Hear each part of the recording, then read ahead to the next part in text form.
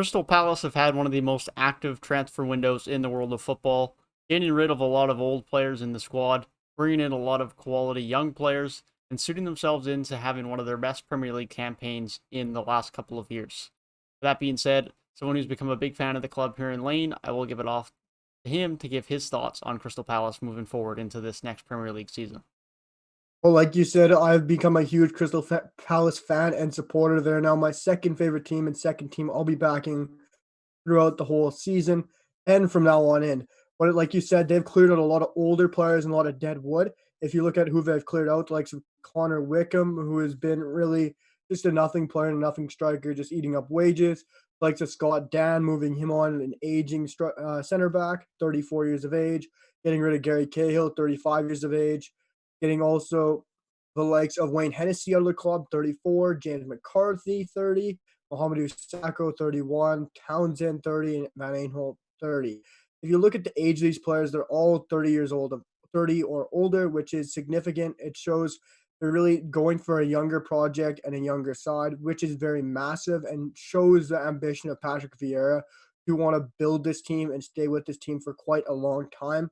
And it shows what he's looking at a younger side, a more exciting side, a faster flowing team, and a more creative team in general. And they've so far had an unbelievable preseason to kick off their campaign.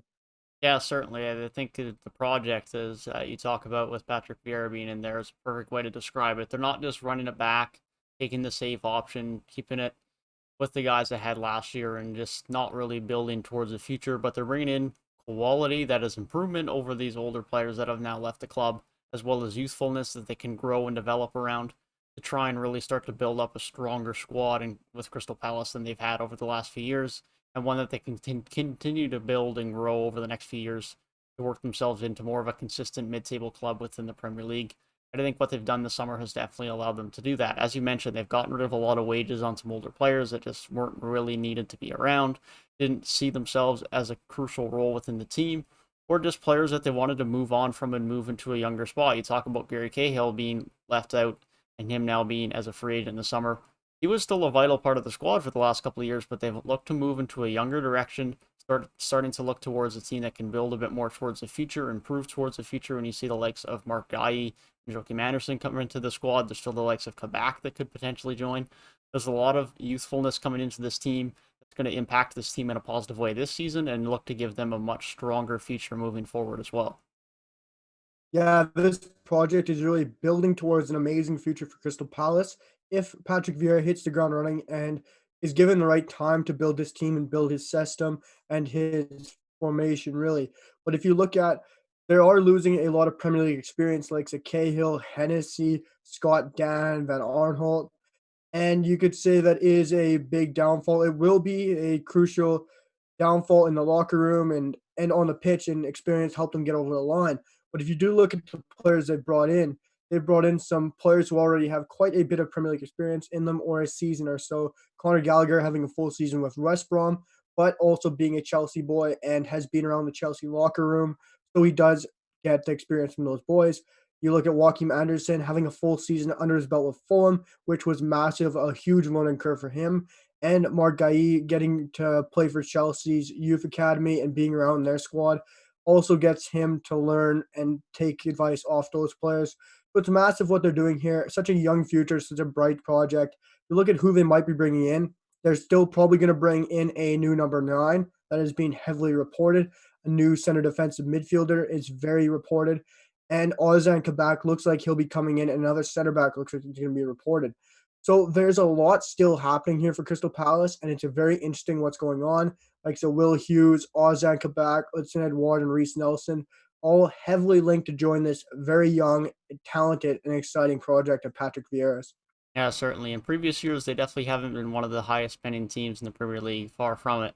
But they certainly haven't been quiet this summer in the transfer window, and they don't look like they're done yet.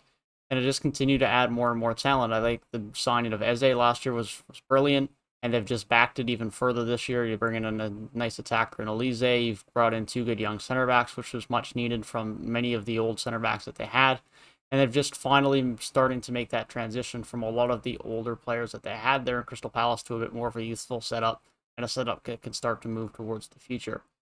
As far as where I see them next season, I think they're going to be a very fun squad to watch. I think they're going to be a very exciting squad. You're going to have Eze, Olise, Zaha. There's going to be some fun players up in that attack. They're going to have a good now young center back pairing in Joachim Anderson and Marc Guehi.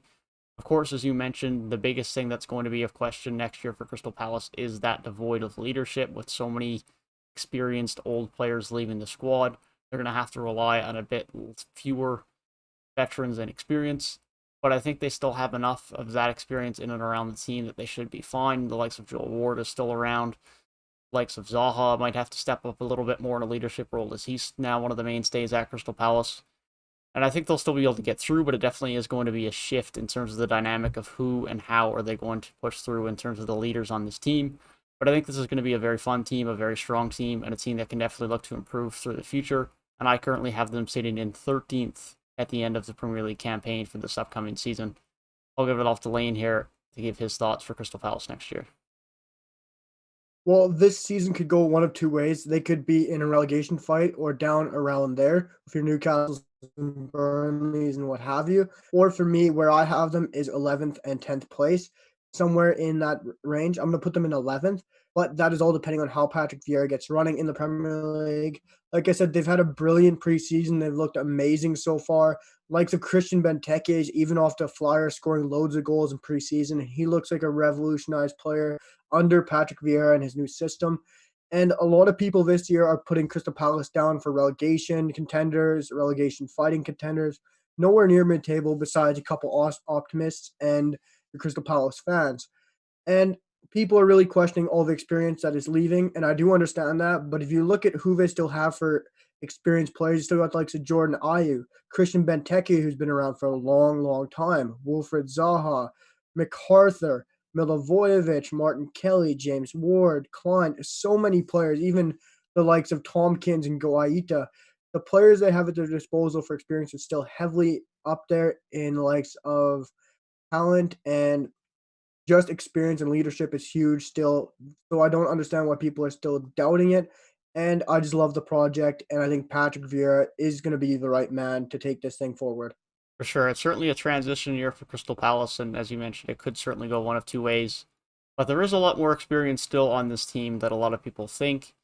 It's just that they had a lot of old veteran players, and they definitely are not devoid of it. It's just going to be a shift in who those leaders are, how they manage it, and how they move forward this year and into the years moving forward. But certainly an exciting time to be a Crystal Palace fan and to watch Crystal Palace moving into this season. Let us know your thoughts down in the comment section on how you guys think Crystal Palace will do in this upcoming Premier League campaign. If you did enjoy the video, feel free to leave a like down below and subscribe to the channel if you are new. And if you want to hear our thoughts on other Premier League season previews, then be sure to click the box on the right-hand side of the screen. That being said, I hope you guys have a great rest of your day, and we'll see you guys in the next one.